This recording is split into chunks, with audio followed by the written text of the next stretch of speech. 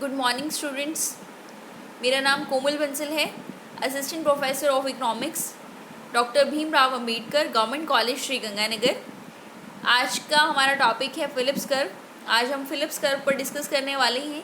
Phillips curve UGC net और examination point of view दोनों के लिए बहुत इंपॉर्टेंट है। तो आइए देखते हैं फिलिप्स कर्व क्या होता है। The Phillips curve shows the relationship between unemployment and inflation in an economy. Phillips curve क्या बताता है, किस किस के बीच में रिलेशनशिप को, अनएम्प्लॉयमेंट और इन्फ्लेशन के बीच में रिलेशनशिप को बताता है। अनएम्प्लॉयमेंट को हिंदी में कहते हैं बेरोजगारी और इन्फ्लेशन को कहते हैं मुद्रास्फीति। फिलिप्स कर्व अर्थव्यवस्था में मुद्रास्फीति और बेरोजगारी के मध्य संबंध को बताता है। यदि हम ये जो फिलिप्स कर्व है ये 1958 में A.W. फिलिप्स द्वारा दिया गया था। ये जो फिलिप्स अर्थशास्त्री हैं ये न्यूजीलैंड बॉर्न हैं और लंदन स्कूल ऑफ इकोनॉमिक्स में प्रोफेसर रहे हैं। यदि हम थोड़ा पास्ट की बात करें, कीन्शियन थ्योरी की बात करें, जब 1930s में बहुत ग्रेट डिप्रेशन आया था तो कीन्स ने एक बात कही थी। कीन्स ने बताया कि इस ग्रेट डिप्रेशन से अगर हमें बाहर निकलना है तो गवर्नमेंट को स्पेंडिंग करनी होगी, सरकार को खर्च करना होगा, डिमांड को बढ़ाना होगा, मतलब पब्लिक पॉलिसी अपनानी होगी। गवर्नमेंट को ज़्यादा से ज़्यादा क्या करनी होगी, स्पेंडिंग करनी होगी, पब्लिक पॉलिसी अपनाएंगी। इससे क्या होगा, लोगों के हाथ में पैसा आएगा और वो डिमांड ज़्यादा करेंगे और इकनॉमी जो है वो बूस्ट होगी, आउटपुट इंक्रीज़ होगा और एम्प्लॉयमेंट इंक्रीज़ होगा। कीन्स का ये जो उन्होंने तर्क दिया था, कीन्स के जो विचार थे बहुत ही कारगर साबित हुई और हमारी जो इकनॉमी है, जो विश्व की अर्थव्यवस्था है, वो आर्थिक मंदी से बाहर भी निकली थी। प्रेसिडेंट रूजवेल्ट ने भी इस विचार का स्वागत किया था, किंतु उन्होंने ये कहा था कि इकनॉमी जो है, यदि गवर्नमेंट जो है वो स्पेंडिंग करती है, मांग बढ़ती है, लेकिन इन्फ्लेशन कहीं भी नहीं आएगा इकनॉमी में। ये उनके विचार थे कि इन्फ्लेशन कहीं भी नहीं आएगा। क्यों नहीं आएगा? गवर्नमेंट स्पेंडिंग के कारण इन्फ्लेशन कहीं भी नहीं आएगा। उन्होंने कहा कि फुल एम्प्लॉयमेंट से पहले यदि गवर्नमेंट स्पेंडिंग होती है तो इससे इन्फ्लेशन जनरेट नहीं होगा। प्लस उन्होंने ये भी कहा था कि हो सकता है कि इन्फ्लेशन किसी और अन्य कारणों से जनरेट हो, लेकिन गवर्नमेंट स्पेंडिंग के कारण इन्फ्लेशन कतई नहीं आएगा। और प्लस एक और बात कि ये जो इन्फ्लेशन है ये और अन्य कारण से आ सकता है, गवर्नमेंट स्पेंडिंग के कारण नहीं आता, यानी जो डिमांड पुल इन्फ्लेशन है वो जनरेट नहीं होगा। ये किसके विचार थे? कीन्स के विचार थे। इस कंसेप्ट को आगे बढ़ाते हुए, कुछ इस तरह से मिला जुला सोचते हुए फिलिप्स ने 1958 में फिलिप्स कर्व दिया। ये जो फिलिप्स कर्व था इसमें इन्होंने डेटा लिए 1861 टू 1959, 1861 टू 1959। डेटा किस किस चीज़ के? एक तो अनएम्प्लॉयमेंट की और एक वेज रेट की। दोबारा सुनिए, डेटा किसके लिए इन्होंने कौन कौन सी टर्म ली? अनएम्प्लॉयमेंट और वेज रेट, यानी बेरोजगारी की दर और मजदूरी की दर ली। और डेटा किस कंट्री के लिए थे? ब्रिटेन के लिए थे। जो फिलिप्स थे उन्होंने 1861 टू 1959, कंट्री कौन सी थी? ब्रिटेन। और अनएम्प्लॉयमेंट एंड वेज रेट की डेटा लिए, मतलब लगभग 50 साल की डेटा लिए और उन्होंने एनालिसिस किया। एनालिसिस क्या किया? यह बेरोजगारी की दर तथा मुद्रास्फीति के मध्य संबंध को बताता है। क्या? Phillips curve. जब बेरोजगारी की दर कम होती है तो मजदूरी की दर अथवा कीमतें बढ़ जाती हैं। जब बेरोजगारी की दर कम होगी तो मजदूरी दर और कीमतें क्या हो जाएंगी? बढ़ जाएंगी। जब मजदूरी की दर गिरनी शुरू हो जाती है तो बेरोजगारी की दर बढ़ जाती है। मतलब उल्टा होता है, मजदूरी दर गिरती है, बेरोजगारी की दर बढ़ जाएगी। मजदूरी दर बढ़ती है, बेरोजगारी की दर गिर जाएगी। जब बेरोजगारी की दर 5.5% होती है तो मजदूरी की दर स्थिर हो जाती है। वेरी इंपॉर्टेंट कि जब बेरोजगारी की दर 5.5% होती है तब मजदूरी दर क्या हो जाती है? स्थिर हो जाती है। इस कारण से उन्होंने बताया। तो क्या रिजल्ट निकलता है कि बेरोजगारी की दर और मजदूरी दर के मध्य ऋणात्मक संबंध पाया जाता है। बेरोजगारी की दर और मजदूरी दर के मध्य ऋणात्मक संबंध पाया जाता है। कौन सा वक्र बताता है? फिलिप्स वक्र बताता है। किसने दिया? AW फिलिप्स ने दिया। कब दिया? 1958 में दिया। कौन से डेटा लिए? अनएम्प्लॉयमेंट और वेज रेट, बेरोजगारी और मजदूरी दर के डेटा लिए। किस कंट्री के लिए? ब्रिटेन के लिए। कौन से कौन सी ईयर तक लिए? 1861 टू 1959 तक लिए। और क्या रिजल्ट निकाला कि बेरोजगारी की दर और मजदूरी दर के मध्य ऋणात्मक संबंध पाया जाता है। यह गैर रेखीय होता है। नेक्स्ट इम्पॉर्टेंट बात क्या है? ये गैर रेखीय होता है। जब हम फिलिप्स कर्व बनाएंगे नेक्स्ट वाली स्लाइड्स में आपको देखने को मिलेगा कि ये कैसा होता है, गैर रेखीय, रेखा में नहीं होता। प्रारंभ में मजदूरी दर बेरोजगारी की दर को विश्लेषण के लिए लिया गया। स्टार्टिंग में फिलिप्स ने क्या किया था कि बेरोजगारी की दर और मजदूरी दर को एम्पेरिकल एनालिसिस के लिए लिया, किंतु बाद में यह संबंध मुद्रास्फीति की दर और बेरोजगारी की दर पर विश्लेषण किया गया। स्टार्टिंग में मजदूरी दर पर लिया, लेकिन अब लास्ट में इन्होंने रिजल्ट निकाला किस पर? मुद्रास्फीति की दर और बेरोजगारी की दर पर। ऐसा क्यों? यह इसलिए क्योंकि सामान्य कीमत स्तर मुद्रास्फीति दर मजदूरी दर के मध्य निम्न संबंध पाया जाता है। चाहे सामान्य कीमत स्तर को, चाहे मुद्रास्फीति को हो, चाहे मजदूरी दर को, एक ही बात है। क्यों एक बात है? क्योंकि इनमें ये निम्न रिलेशन पाया जाएगा। क्या रिलेशन पाया जाएगा?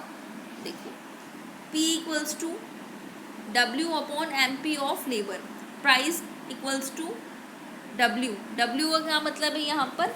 मनी वेज रेट, मौद्रिक मजदूरी दर। MP ऑफ लेबर यानी श्रम की सीमांत उत्पादकता। P का मतलब है जनरल प्राइस लेवल। क्या रिलेशन होता है? P बराबर जनरल प्राइस लेवल किसके बराबर है? Money wage rate upon MP of labour के। नेक्स्ट स्लाइड में चलते हैं हम। अब देखिए, नेचुरल लॉग लेंगे हम। Taking natural log on both sides, log P equals to log W upon MPL। हमें ये रूल पता है लॉग का कि यदि लॉग A अपॉन B हो तो क्या हो जाता है? Log A minus log B। Log A upon B हो तो क्या हो जाता है? Log A minus log B। इसी प्रकार लॉग W अपॉन MPL है तो क्या हो जाएगा? Log W minus log MPL। Now taking derivative in order to examine the percentage change for the period of the equation will be differential rate respect to time। अब time के respect में हम differential equation लेंगे d upon dt log P equals to d upon dt log W minus d upon dt MPL। क्या होता है? log P का differential करते हैं। कोई भी log की टर्म है, log x है, यदि इसका डिफरेंशियल किया जाता है तो आता है 1 अपॉन x। इसी प्रकार log P का करेंगे तो 1 अपॉन P किसके रिस्पेक्ट में करेंगे? dt के रिस्पेक्ट में, dP upon dt 1 upon W dW upon dt 1 upon MPL MPL upon dt। अब देखो, ये 1 upon P dP upon dt क्या रिप्रेजेंट करता है? ये करता है, it represent general percentage variation in general price level. Price level में कितना वेरिएशन आया? 1 अपॉन W ये क्या रिप्रेजेंट करता है? ये करता है कि मनी वेज रेट में कितना चेंजेस आया। और MPL ये क्या रिप्रेजेंट करता है? ये क्या करता है? ये करता है कि MPL में कितना चेंज आया। इसका मतलब है कि जनरल प्राइस लेवल में जो चेंज आता है वो किसके बराबर है? P0 equals to W0 minus MP0। General price level किसके बराबर है? ये डिफरेंस के बराबर है W0 माइनस MP0, यानी मनी वेज रेट और मार्जिनल प्रोडक्टिविटी ऑफ लेबर का जो डिफरेंस है उसके बराबर क्या होता है? General price level. और यहाँ पे एक चीज़ और शो होती है, यदि हम देखें अच्छे से, DP और DW मैथमेटिकल की स्टूडेंट जानते होंगी, जब इसके रिस्पेक्ट डिफरेंशियल किया जाएगा तो क्या आएगा? पॉजिटिव आएगा। यहाँ पे पॉजिटिव साइन है, पॉजिटिव आएगा मतलब जिस रेट में W बढ़ेगा उसी रेट में क्या बढ़ेगा? P बढ़ेगा। दोनों में कैसा रिलेशन है? पॉजिटिव रिलेशन है। इसलिए हम कहते हैं कि अगर वेज रेट और अनएम्प्लॉयमेंट में नेगेटिव है तो प्राइस और अनएम्प्लॉयमेंट में भी क्या होगा? नेगेटिव रिलेशन होगा। ठीक है, P not known as inflation rate, क्या कहते हैं इसको, इन्फ्लेशन रेट कहते हैं। Here is positive relation between inflation and money wage rate. Inflation और मनी वेज रेट में कैसा रिलेशन है, पॉजिटिव रिलेशन है। और इन्फ्लेशन और अनएम्प्लॉयमेंट में कैसा रिलेशन है, नेगेटिव रिलेशन है। नेक्स्ट स्लाइड की ओर चलते हैं। ये फिलिप्स कर्व शो किया गया है यहाँ पर। एक्स एक्सिस पे क्या शो है, अनएम्प्लॉयमेंट रेट, और वाई एक्सिस पे है इन्फ्लेशन रेट। हम देख रहे हैं कि धीरे धीरे फिलिप्स कर्व जो है वो गैर रेखीय है। मैंने आपको यहाँ एक स्टार्टिंग में स्लाइड में बताया था कि फिलिप्स कर्व कैसा होता है, नॉन लीनियर होता है। ये देखो, ये नॉन लीनियर का इस तरह से डायग्राम बना हुआ है। लीनियर होता तो एक स्ट्रेट लाइन होती, लेकिन ये नॉन लीनियर है। जैसे जैसे इन्फ्लेशन रेट जो है कम होती जाती है, अनएम्प्लॉयमेंट जो है वो बढ़ता जाता है। दोनों में क्या रिलेशन है, नेगेटिव रिलेशन है। इन्फ्लेशन रेट और अनएम्प्लॉयमेंट में कैसा रिलेशन है, नेगेटिव रिलेशन है। Higher the wage rate the higher will be the inflation rate. Wage rate high होगी तो इन्फ्लेशन रेट तो हाई होगी, but there is negative relationship between inflation rate and unemployment rate. Next concept है long run Phillips curve. Next concept का नाम है long run Phillips curve.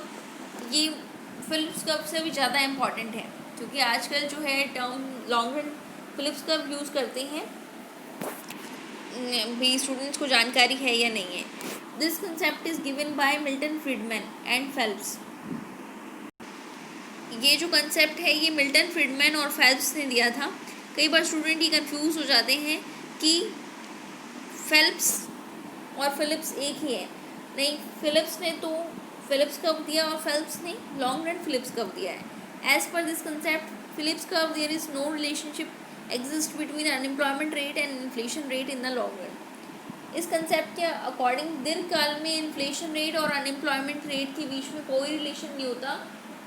Phillips curve तो क्या कहता है, नेगेटिव रिलेशन होता है, जबकि लॉन्ग रन फिलिप्स कर्व कहता है कि जब दीर्घकाल की बात करें तो इन दोनों के मध्य कोई भी संबंध नहीं पाया जाता।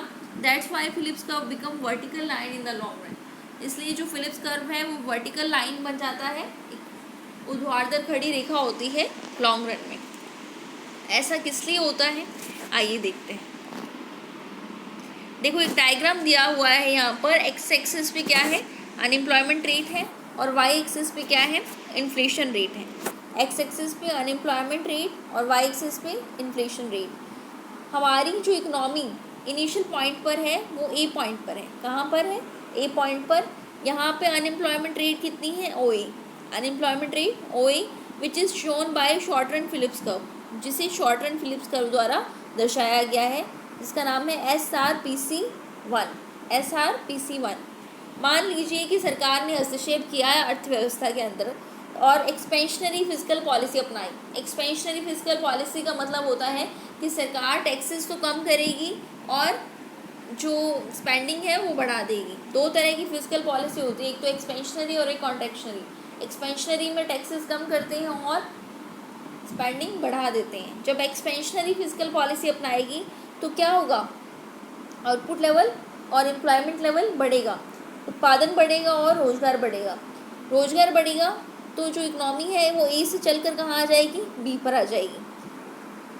इकोनॉमी, अनएम्प्लॉयमेंट कम हो रहा है ना यहाँ पर, ए से चलकर कहाँ हो जाएगी, बी पर आ जाएगी। जब अनएम्प्लॉयमेंट रेट कम है तो इन्फ्लेशन रेट ऑटोमेटिकली क्या हो जाएगी, हाई हो जाएगी। हमने पढ़ा है कि दोनों में कैसा रिलेशन है, अपोजिट रिलेशन है। तो इकोनॉमी बी से कहाँ मुड़ जाएगी, सी तक। इन्फ्लेशन रेट हाई हो जाएगी। पहले ए पर थी इकोनॉमी, गवर्नमेंट ने हस्तक्षेप किया यानी स्पेंडिंग की तो उत्पादन बढ़ा और रोजगार बढ़ा, बेरोजगारी कम हुई। ए से बी तक बेरोजगारी कम हुई। जब बेरोजगारी कम होती है तो मुद्रास्फीति की दर बढ़ती है, यानी मुद्रास्फीति की दर बी से क्या हो गई, सी पर। अब अर्थव्यवस्था किस फिलिप्स कर्व पर है, SRPC2 पर है। अर्थव्यवस्था किस फिलिप्स कर्व पे है, SRPC2 पर। अब दोबारा से क्या होगा, गवर्नमेंट फिर हस्तक्षेप करेगी, उत्पादन बढ़ेगा और रोजगार बढ़ेगा। उत्पादन और रोजगार बढ़ेगा। उत्पादन और रोजगार बढ़ेगा यानी बेरोजगारी कम होगी। बेरोजगारी कम होगी कहाँ से कहाँ तक? सी से डी तक। बेरोजगारी कहाँ से कहाँ तक कम होगी? सी से डी तक। सी से डी तक बेरोजगारी कम होगी। बेरोजगारी की कम होने पर क्या होता है? इन्फ्लेशन बढ़ जाता है। इन्फ्लेशन कहाँ से कहाँ तक बढ़ेगा? डी से टी तक बढ़ेगा। डी से कहाँ तक बढ़ेगा? टी तक बढ़ेगा। और ये किस पर दर्शाया गया है? टी पॉइंट, ये SRPC3 पर दर्शाया गया है। कौन से फिलिप्स कर्व पर? SRPC3 पर। अब क्या होगा? गवर्नमेंट दोबारा इंटरवीन करेगी मार्केट में, गवर्नमेंट दोबारा हस्तक्षेप करेगी मार्केट में and adopt expansionary physical policy. Unemployment rate falls to F। दोबारा हस्तक्षेप करेगी और अनएम्प्लॉयमेंट रेट टी से कहाँ पहुँच जाएगी? F तक पहुँच जाएगी। अनएम्प्लॉयमेंट रेट टी से F तक पहुँच जाएगी। Here again the inflation rate increases to G। यहाँ इन्फ्लेशन रेट F से कहाँ तक हो जाएगी? G पर। गवर्नमेंट हस्तक्षेप करेगी तो अनएम्प्लॉयमेंट रेट कम होगी। अनएम्प्लॉयमेंट रेट कम होगी तो ऑटोमेटिकली इन्फ्लेशन बढ़ जाएगा। ये प्रोसेस जो है वो चलता रहेगा। कब तक? लॉन्ग रन तक। ऐसे में क्या होगा? जो फिलिप्स कर्व है वो मुड़ा हुआ ना होकर, गैर रेखीय ना होकर क्या होगा? एक स्ट्रेट लाइन होगा। क्या होगा? एक स्ट्रेट लाइन होगा। In government point of view it is a vertical line. कैसा होता है लॉन्ग रन फिलिप्स कर्व? ये एक वर्टिकल लाइन होता है। शॉर्ट रन में कैसा होता है? गैर रेखीय होता है ना। लॉन्ग रन में क्या होता है? एक वर्टिकल लाइन होता है। ये कंसेप्ट किसने दिया था? मिल्टन फ्रीडमैन ने दिया था और फेल्प्स ने दिया था। Thank you.